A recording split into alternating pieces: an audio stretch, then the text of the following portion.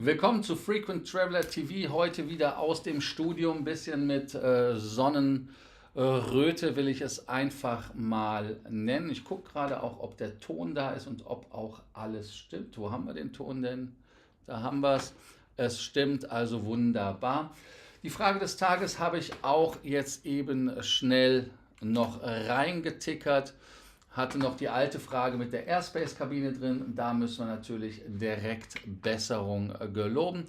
Die Themen des heutigen Tages haben wir auch für euch vorbereitet. Die Air Defender 2023. Der eine sagt, alles kein Problem, und zwar Frankfurt. Der andere, das ist Hamburg. Die sagen, das ist ein Problem. Weiter geht es dann natürlich auch in der heutigen Sendung mit einem Dealzone-Deal. Da haben wir natürlich passend, weil ich heute bei Finnair im Headquarter war, auch einen Finnair-Deal dazu bekommen. Dann geht es weiter mit EasyJet. Die mussten Flüge streichen, lag aber nicht an der Defender. Asiana hat die First-Kabine als Business-Kabine, die sie verkauft, im A380 Business First Class. Nennt sich sowas, beziehungsweise First Class Business Suite. Schauen wir uns auch noch mal ein bisschen an. Und die Austrian Airlines präsentiert Kulinarik, wie der Österreicher Sorge. Und sie nennen das Ganze im Lufthansa-Sprech natürlich nicht Tasting Heimat, das machen wir ja schon in Deutschland, sondern Tastefully Austrian. Ja, jetzt ist der Moment, wo ihr dran denken solltet, den Kanal zu abonnieren, die Glocke anzumachen, ein Like dazulassen und vor allem zu kommentieren und eine Kanalmitgliedschaft, wenn ihr wollt. Erstes Thema ist natürlich die Defender. Die Defender oder Air Defender, wie sie ganz genau heißt, hat ja diese Woche angefangen. Und beim Auftakt in Hamburg gab es Verzögerungen beim Verkehr. Für die Übung werden ja Lufträume gesperrt. Ich hatte euch die Lufträume gezeigt und deshalb kommt es jetzt zu zahlreichen Verspätungen. Ich kann euch auch interessanterweise von einem Kollegen aus dem WhatsApp-Chat, das mache ich einfach mal jetzt live, aus dem Chat Folgendes mitteilen. Er fliegt gerade ja los. Sascha ist es, und zwar schreibt, ne Quatsch, Tore ist das, der es gepostet hat, glaube ich, für Sascha. Und zwar von Edinburgh nach Hamburg, da ist es. Macht das jetzt natürlich nicht, das ist jetzt wieder dieser Vorführeffekt. Dann kopieren wir einfach das Image, dann machen wir das Oldschool. Ihr haltet ja mit mir durch, danke dafür. Dann haben wir den Screenshot hier. Ich glaube, das kommt, nee, das ist nicht der Screenshot. Warum hat er es nicht geladen? Das ist natürlich unangenehm. Dann machen wir es doch ganz anders. Dann gebe ich euch einfach den Bildschirm. Ist doch auch okay. Da wollen wir doch mal nicht so sein. Und zwar so, hier, nee, da. Das sollt ihr sehen. Da seht ihr es, wie man nach Hamburg geflogen ist im Prinzip. Von Edinburgh nach Hamburg. Ich weiß jetzt gar nicht, ob das einer von unseren Kollegen war, aber ich glaube, unser Kollege fliegt von irgendwo nach Riga rein. Ich werde das gleich nochmal recherchieren. Da seht ihr das auch, dass man quasi erstmal hier Richtung Rostock geflogen ist, dann auf halbem Weg umgedreht ist über Lübeck und dann nach Hamburg rein und nicht dann direkt hier runter, wie die gerade Linie zeigt. Aus dem Chat kann ich euch das schreiben. Bin auf dem Weg nach Riga von Frankfurt, 20 Uhr bin ich gespannt. Also heißt es, Sascha ist noch gar nicht los. da können wir dann natürlich noch nichts zu sagen. Wir drücken die Daumen, dass es problemlos möglich ist. Jetzt habt ihr auch den WhatsApp-Chat gesehen. 5 Worte zu einem Wort machen, das funktioniert natürlich nicht. Wenn ihr in den WhatsApp rein wollt, schickt eine Nachricht an diese WhatsApp und dann schicke ich euch den Link oder halt den Kanal-Chat. Gut, dann wollen wir das nächste Thema weitermachen. Was sind wir denn immer noch? Bin ich immer noch? Nee, hat er doch. Nee, das war Irritation im Kontrollbildschirm, kein Stress. Das zweite ist natürlich dann der Frankfurter Flughafen. Der Frankfurter Flughafen sagt, man hat Normalbetrieb bei der Air Defender, ist kein Problem. Das ist allerdings der Stand vom Vormittag. Es gab keine spürbaren Auswirkungen. Deshalb seht ihr, dass der Inspekteur der Luftwaffe Ingo Gerhards im Vorfeld nicht mit größeren Einschränkungen im zivilen Luftverkehr rechnet. Aber ihr habt ja gesehen, an der Ryanair-Maschine mit dem Zick ist schon etwas. Und wir werden auch Sascha interviewen, ob da etwas passiert ist. Nächstes Thema, EasyJet. EasyJet streicht über 100 Flüge wegen Unwetter, hat die britische Billigfluglinie, ich kann das noch nicht mal richtig aussprechen, weil ich EasyJet ja auch nicht fliege, so wie Ryanair.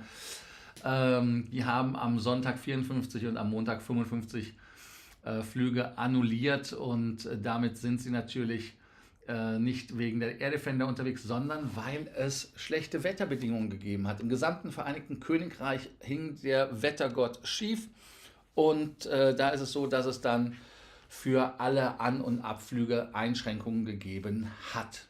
So sagt das Unternehmen. Es handelt sich natürlich um außergewöhnliche Umstände, die nicht zu kontrollieren seien. Die Formulierung dürfte bedeuten, dass man keine Entschädigung zahlen will. Natürlich, man sagt, es war das Wetter, es gibt keine Entschädigung. Andere Fluggesellschaften waren irgendwie nicht betroffen, zumindest habe ich nicht davon gelesen. Deshalb bin ich da immer wieder irritiert davon. Aber die Flugsicherung hat die Flüge eingestellt, während Sturmböen über den Südosten gezogen sind. Heißt also, Gatwick war betroffen, da gab es das. Aber wenn man aus Gatwick fliegt, gefühlt zu 99%, dann ist es natürlich auch so, dass man dort drunter leiden muss. Ein Projekt, was ich persönlich relativ cool finde, ist natürlich der 380er. Und der 380er, den muss man an dieser Stelle ja lobend erwähnen. Natürlich muss man ihn lobend erwähnen. Und zwar ist das so, Asiana hat den 380er wieder in Verkehr gebracht und sie hatten ja auch eine First Class eingebaut und sie hatten ja auch vor der Pandemie die First Class als Business Class vermarktet, weil sie einfach gesagt haben, wir machen es nicht mehr. Und ab 12. Juli fliegt man wieder von Seoul nach Frankfurt und zurück mit den 12 Business Class Suiten und kann sie dort so buchen. Diese werden auf den A380 Flügen der OZ 542 und der 541 angeboten. Mittwoch, freitags und sonntags gibt es die Flüge von Frankfurt nach Seoul. Das Besondere ist natürlich nicht nur, dass dieser First-Class-Sitz zu einem Business-Preis kommt, sondern natürlich auch die Business Suite Lounges. Und wichtig ist, dass diese ehemaligen First-Class-Lounges am Flughafen Incheon in Südkorea eine besondere Buchungsklasse ist. Die Buchungsklasse ist bei der Business Suite Buchungsklasse J. Das heißt also, dass ihr da auch dran teilnehmen könnt. Wichtig ist, dass die Asiana 1988 gegründet worden ist. Das Streckennetz umfasst 21 Länder, 64 Städte weltweit. Und natürlich hat man auch 83 Flugzeuge und das sind dann 11 350er, aber auch noch 6 A380er, ganz genau. Und Asiana bleibt vielleicht auch irgendwie selbstständig, weil mit Korean haben wir ja festgestellt, USA und die EU haben gesagt, mit der Fusion ist wohl nicht so. Ist natürlich dann sehr unangenehm. Was willst du machen?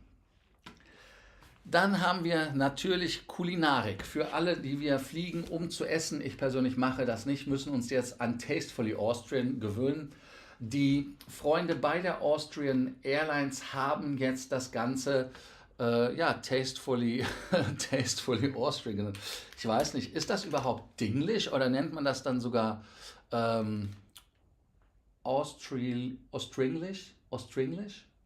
Ich weiß es nicht genau, weil irgendwie Tastefully Austrian, das ist ja so, da ist ja fast Tasting Heimat noch besser, weil irgendwie Tastefully Austrian, da stelle ich mir so einen Österreicher vor, der da sehr geschmackvoll ist. Also schwierig. Aber der Michael Trestel, der CCO von Austrian Airlines, betont, man möchte den Gästen ein fliegendes Stück Österreich bieten, ein kulinarisches Erlebnis auf die österreichische Art.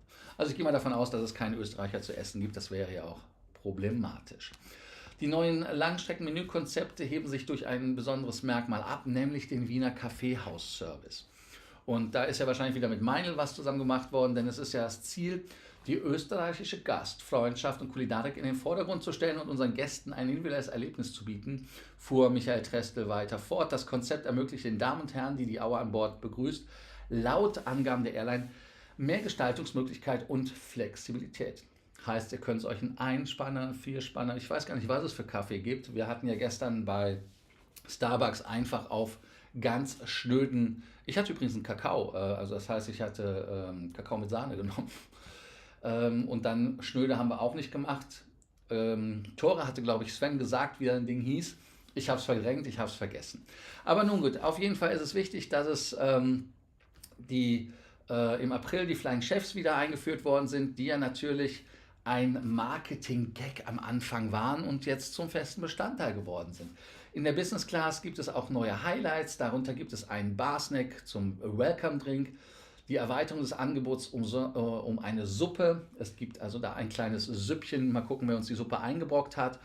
Weiter geht es dann zwischen zwei internationalen Hauptgerichten. Ein österreichisches Signature Dish gibt es auch. Ein besonderes Highlight ist natürlich Kaffee. Wir haben es ja besprochen, aber ich weiß jetzt gar nicht, warum man so oft auf den Kaffee eingeht zum Dessert, aber das ist halt wohl in Österreich so.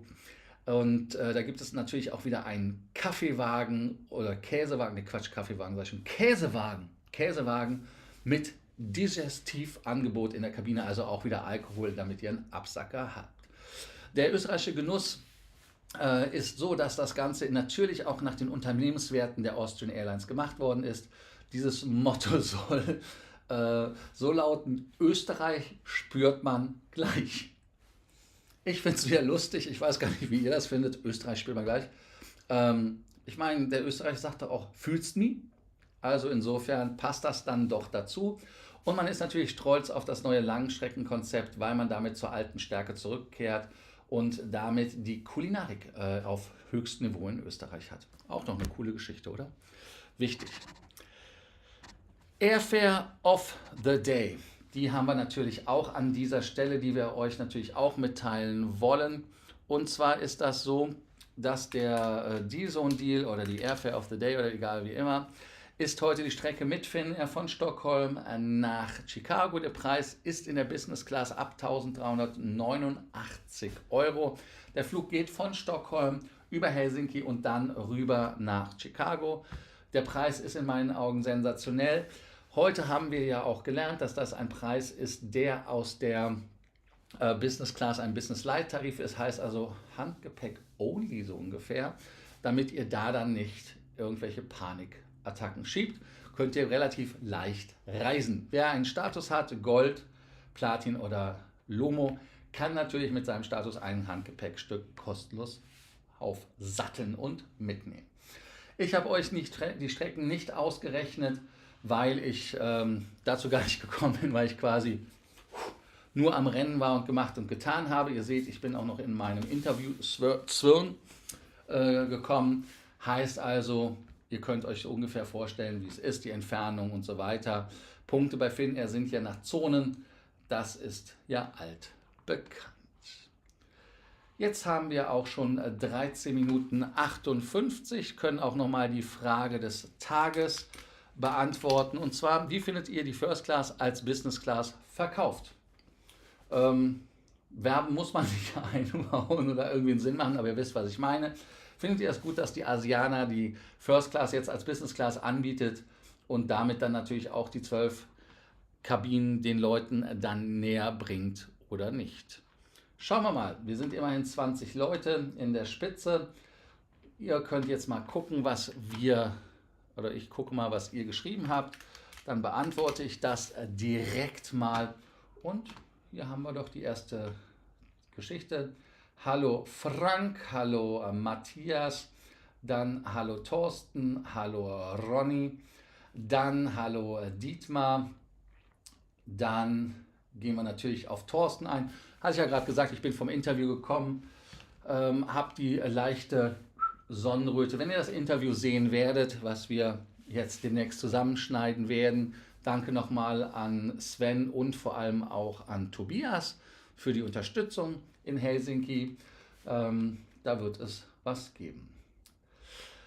So, Frank schreibt, Tastefully Austrian passt natürlich perfekt zu unserem charmanten Nachbarn. Ein wenig Wiener Schmäh würde auch der Lufthansa ganz...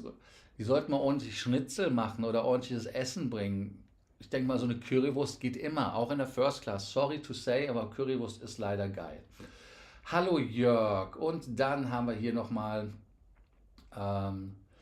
natürlich One Month of Membership, ein toller Kanal. Hier gefällt es mir. Danke dir, dass es dir gefällt. Danke, dass du Kanalmitglied bist.